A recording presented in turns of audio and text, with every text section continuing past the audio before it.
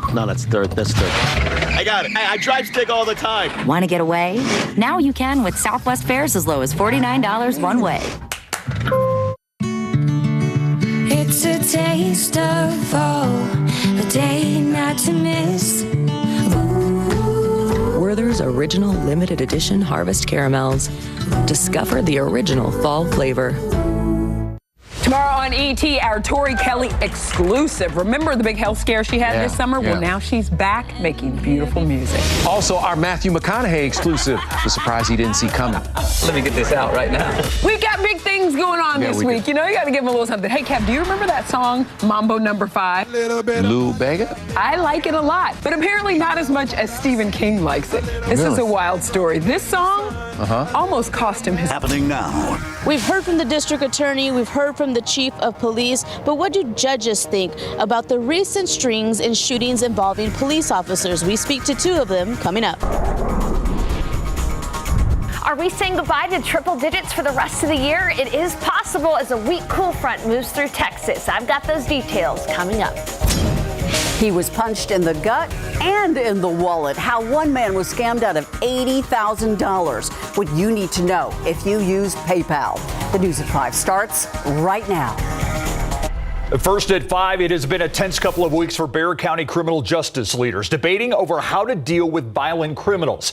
It's a problem that's been brewing since before the recent shooting of 5 San Antonio police officers, but now it's boiling over. In an already scheduled crime town hall in District 4, we are going to hear from both District Attorney Joe Gonzalez and Police Chief William McManus together for the very first time. Our Patty Santos is live on the west side. So, Patty, there's been some finger pointing, sort of, but at least tension between the DA and the police chief. Yeah, that's right. There's been some heated conversations back and forth in front of news cameras, but this is going to be the very first time that both of these leaders are in one room in a public setting right behind me here. Now, the big topic is going to be the problem that Chief McManus says he has been dealing with over violent repeat offenders he thinks should be kept in jail. Now, one thing I can tell you, there's going to be a lot of questions from the public during this town hall, but there's not going to be very many quick solutions.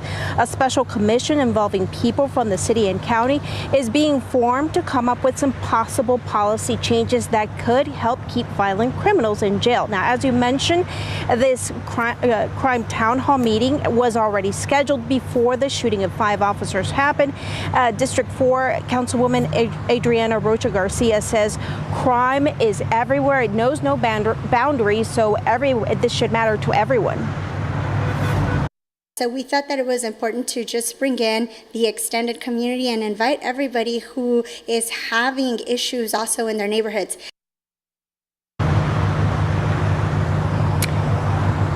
The meeting is from 6 to 8 tonight at St. Rose Lima Catholic Church. Anyone in the city is invited to attend this meeting, even if you're not in District 4. Now, we expect Chief McManus to have a say and the DA Gonzalez to have a say, and then the public will be allowed to ask their questions. We're going to be live streaming this on KSAT.com, KSAT Plus, and of course, our YouTube page. We'll send it back to you. Thank you, Patty. Meanwhile, we are now hearing for the first time from those who actually set bonds for repeat offenders and first-timers. They, too, have been taken to task for giving out too many low bonds and letting repeat offenders free on probation. Erica Hernandez spoke to 2 judges who are saying they are trying their best to do what they can to keep our community safe. We're not going to resolve issues if we have people in leadership positions who don't want to face the media and give some answers. Bexar County Court 13 Judge Rosie Spiegel Gonzalez is saying it's time to start communicating and finding some resolutions to an ongoing county and city problem. Both Judge Gonzalez and 226 District Court Judge Velia Mesa want the public to know that they, along with all judges, have been working hard. When a repeat offender violates bond or probation, it has to be brought to their attention. Judge Mesa says sometimes that's not happening in her court. I don't speak for the judiciary. Certainly, I can tell you what I have seen in my court. And what I have seen in my court is that there is stuff happening that nobody is alerting us to. While both judges can't speak for the entire judiciary, they do say in their individual courts, they are doing what they can to keep repeat offenders off the streets. I will issue judges' warrants to hold them in custody until I can get them to a hearing within 7 days. There are things that I'm very proactive about so that people know that if you have a case in the 226, the judge is going to know. If you have a person that has a history of continually repeating, violating those conditions of bond, then I've got a great concern about the rest of the community. So I will remand you without bond. Both will be watching tonight's town hall discussion and hope soon there is some sort of resolution. I think that the takeaway tonight is to make sure that the community feels that they're safe. They can talk for 3 hours tonight, but if the attendees at that town hall meeting walk away still not feeling safe, then you just wasted 3 hours. Erica Hernandez, KSAT 12 News. Somber remembrances today. It marks the 22nd year since the terrorist attacks on American soil that took the lives of close to 3,000 people. Most of us remember where we were when we learned the Twin Towers in New York were attacked. But today, memorials and other ceremonies of remembrance were held so America doesn't forget. A powerful and moving event at Legacy Traditional School in Cibolo this morning. Students, staff, community members gathering in the gym to sing and read poems to acknowledge the lives lost. The students, too young to remember that day, but they're being taught to understand the significance. A lot of parents believe it's important to teach students about what happened on September 11th. History will repeat itself if you don't teach about it. So it's being able to keep our children abreast of what's going on and the things that have happened, so it will allow them to see where we have come from over these 22 years. Following the ceremony, first responders invited to breakfast. The principal says they're planning to continue this remembrance ceremony for years to come. 4 vehicles totaled on the road, and a sneezing fit may be to blame. Investigators on the scene say that a woman who apparently was experiencing a sneezing attack drifted into a head-on crash with a tow truck. It happened a little before 12 o'clock today in the 10,300 block of Wetmore Road near MacArthur View. The driver of the tow truck ended up with his vehicle on its side, as you see, smashing the 2 cars it had on board as well. Police say it appears both drivers escaped injury, but the tow truck driver was taken to the hospital. All 4 vehicles were totaled. Now a whopper of a scam a Texas businessman wants everyone to know about. He got an email about a purchase he knew was not legit, but by trying to do the right thing, he ended up helping the bad guys steal tens of thousands of dollars. He shared his devastating experience with our Marilyn Moritz. It's brutal. It feels like somebody basically stuck a knife in you. Punched in the gut and wallet. Steve, who asked we not use his last name, is now out $80,000. It all started with an email, an invoice from PayPal. I knew it was fake because it was a charge for an Apple iPhone. So he hit delete. But when Steve logged onto his PayPal account, sure enough, it was there. Charges for 2 iPhones. Someone, he said, had created a real invoice for fake charges. So he called the phone number in the invoice message to alert PayPal. He thought it was customer service. He said, oh, so you have a bad charge. We'll take care of that. Blah, blah, blah. And unfortunately, I fell for it. Here's where it got really tricky. The man asked Steve to load software so he could credit his account. But what he really did was give the scammer remote access to his computer and his bank accounts. They asked me to sign into my bank account to see if there was a charge for $1,499.99, and there was. He was told to type $1,499.99 into his account, but it kept coming up on the screen, $149,999. I said, something's wrong. It's not taking the decimal point. And he goes, what do you mean? He says they manipulated his accounts, so it appeared he'd been reimbursed way too much. Then they go into their drama acting school and scamming school and basically say, oh my God, I'm going to lose my job. acts like he's crying, might get fired. Their modus operandi is to make you involved in their emotional drama, and they rush you, they rush you, they rush you. They told him to wire money back, starting with $80,000. A lot of money's at stake here. To protect yourself from similar schemes, beware unusual forms of payment. In other words, they're asking you to do a wire transfer. They're asking you to do an unsecure method, gift cards, again, loading up gift cards, that situation again. Those are highly lucrative for them to get the money, and it's gone. It's simply cash in the wind. Verify who you're calling and never install software while you're on the phone with someone you don't really know. As for Steve, he's working to get his money back from a bank in Hong Kong and feels compelled to warn others. These people are just ruthless, and they will destroy a person financially. Marilyn Moritz, KSAT 12 News. An $80,000 warning. Now, we contacted PayPal. They tell us in part, quote, "We are aware of this phishing scam and encourage customers to always be vigilant online and to contact customer service directly if they suspect they are a target of a scam," end quote.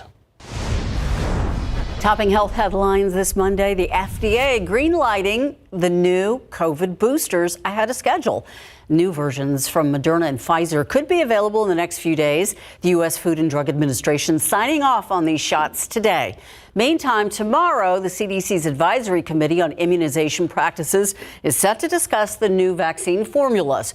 If committee and the CDC director all sign off on this, pharmacies and doctors are going to be able to have permission to administer the shots themselves.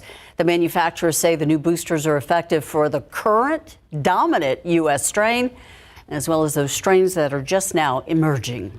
The increase in COVID cases lately not leading to a shortage of COVID tests at drugstores, though. Major pharmacy chains, including CVS, Walgreens, and Rite Aid, have all reported an increase in sales of testing kits.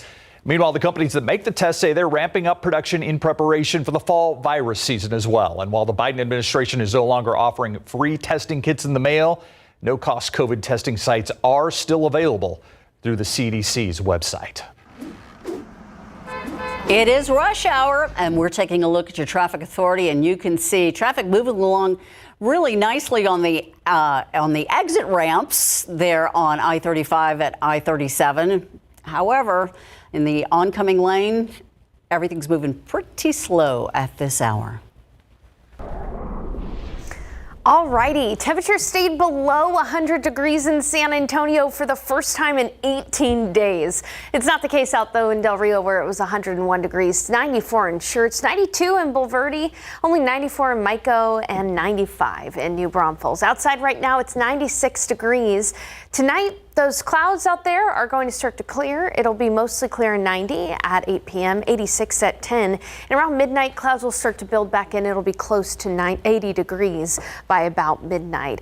Here's a look at current temperatures across the state of Texas. It's 55 degrees in Amarillo behind this front. Now, this front isn't going to bring that cool, crisp fall air, but it is going to allow for temperatures to stay below 100, which is a victory in and of itself. I'll have the forecast details and rain chances for you coming up. Thank you, Sarah. Boy, it feels good, even at 96 degrees. Still ahead, rescuers arriving by helicopter to reach those remote areas that were leveled by a deadly earthquake in Morocco. The latest on rescue efforts as this heavy machinery is being used to clear the path to those buried in the rubble before it's too late.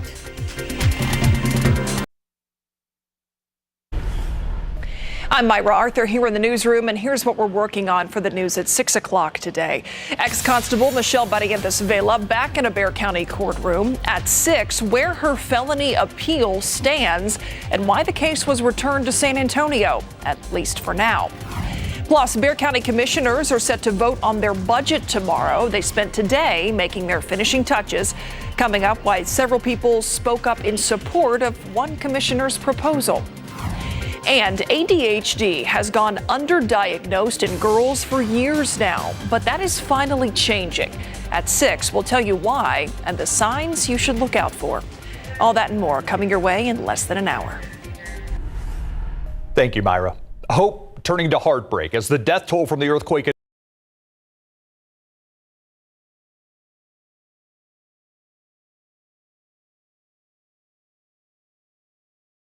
And with the latest on the search for survivors and why rescuers are having such a tough time making headway. Search and rescue crews working through the darkness in Morocco after a devastating 6.8 magnitude earthquake, which according to the U.S. Geological Survey is the strongest to hit that country in more than a century. Video capturing the moment the massive quake struck. Powerful aftershocks continuing through the weekend. The death toll rising Monday, with several thousand people dead and about as many believed to be injured, according to state-run television. Remote communities in the high Atlas Mountains taking the brunt of the damage. Rescuers now using helicopters to reach those areas. Bulldozers clearing paths as other teams traverse treacherous mountain roads, searching for survivors. This man telling ABC's Tom Sufi Burridge. It was like a very bad dream I like to wake up from.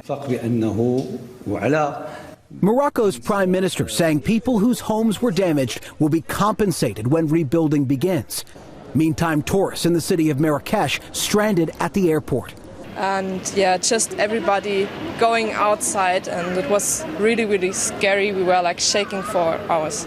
President Biden pledging the U.S. is working to make sure all American citizens in Morocco are accounted for. We're working expeditiously to ensure American citizens in Morocco are safe, standing ready to provide any necessary assistance to the Moroccan people as well. And despite offers from President Biden and other U.S. officials, a State Department spokesperson confirming Monday that the Moroccan government has not yet accepted humanitarian aid from the United States. Jay O'Brien, ABC News, Washington. Take a live look outside right now, and 96 degrees has never felt so good. Oh, it's a beautiful day and a beautiful weekend. Absolutely. You know, we're used to seeing the triple digits there at the bottom of your screen by this time, but today we did not make it to 100. In fact, the high today was 97 degrees. Take a look at the almanac for the day today. 97 was the high, still above average, still plenty hot, but at least we weren't into the triple digits. And here's the thing. This ends an 18-day consecutive stretch of triple digits from October 24th to September 10th. This summer and this year has been brutal. I mean, we've had 3 of the longest stretches of 100 degrees on record since records have been kept in the 1890s just in this year. So that streak has ended. Have we seen our last 100-degree day of 2023?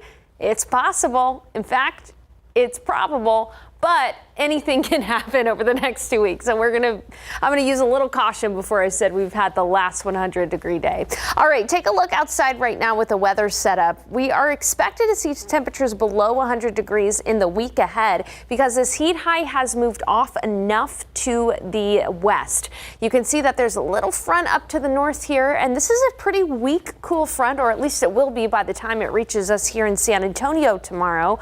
But behind that front, you can see it's 65 degrees in Amarillo right now. Temperatures are falling in Lubbock as we speak as that front moves through. And unfortunately for our friends out west of San Antonio and Del Rio, Laredo, it's still made it to the triple digits today. But looking at the afternoon forecast over the next several days, you can see that temperatures stay below 100. As we take a look to about Wednesday and even into Sunday, temperatures may even struggle to get out of the low 90s for the high. Now let me take you through the futurecast with that cold front. There is expected to be some rain from San Angelo up to Dallas overnight tonight. Some storms possible for San Angelo up to Dallas overnight. But as we head throughout the overnight hours, as that front approaches San Antonio, a lot of these storms are going to fall apart before they can reach us in south central Texas. There might be some better chance for some isolated showers and storms in the morning out to the northwest across parts of the hill country. And even in San Antonio, just a small 20% chance early in the morning hours for an isolated shower. That is a possibility, though, very early, and you can see that throughout the day. Our rain chances are really not great tomorrow. Maybe an isolated shower or storm, but don't bank on the rain tomorrow. However, do count on temperatures staying below 100 degrees. Waking up at 74 degrees tomorrow morning with temperatures gradually warming as skies clear, partly cloudy and near 90 by noon tomorrow. And then in the afternoon, it'll be 97. Here's a look at those forecast highs in neighborhoods. 97 in Hondo, 98 in Pleasanton. Del Rio, 98 degrees tomorrow, 98 in Eagle Pass, maybe only near 90 degrees in Kerrville tomorrow. Now, that front is expected to stall over San Antonio and over south central Texas in the coming days. That means only isolated rain in our forecast through Thursday. However, that front will push through by Friday and Saturday, so we'll be able to raise rain chances just a little bit to 30%. So again, not really optimistic when it comes to rain this week, but at least those temperatures are trending in the right direction. It's a pretty week ahead. That's all we can see from here. Thank you. All right, Mary Rominger joins us now. Mary, what a start by the Cowboys defense last night. That game was over at the end of the first quarter. They completely stole the show. And hey, we've followed them all throughout training camp. They said they wanted to play like a championship caliber defense, and that's exactly what they did against the Giants. What Dak Prescott thinks about the win coming up. Plus, we reveal our big game coverage game of the week matchup.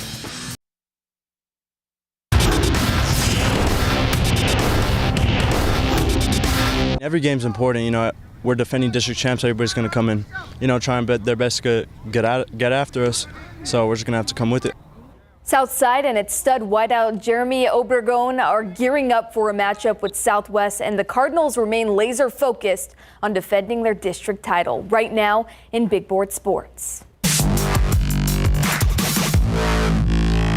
Southside put up 55 points in its District 13 5A D1 opener against Ladero last Friday. The Cardinals look to carry momentum from that matchup into a battle against Southwest, which is our big game coverage game of the week. Southside has big aspirations this year, and it starts with a district two-peat. I want to talk about going back to back, so we got to keep stacking wins on wins, and we'll keep going on from there. It's just one that you would love to win, to, you know, put you right in the middle of that race and keep you afloat at the top. But, you know, it's going to be a hard-fought game, and, you know, they're quite an opponent. Last season, Southside defeated Southwest 20-7. We'll take a look at this matchup from the Dragons' perspective at 6. The two square off this Friday at 7 at Dragon Stadium. Football coverage brought to you by Davis Law Firm.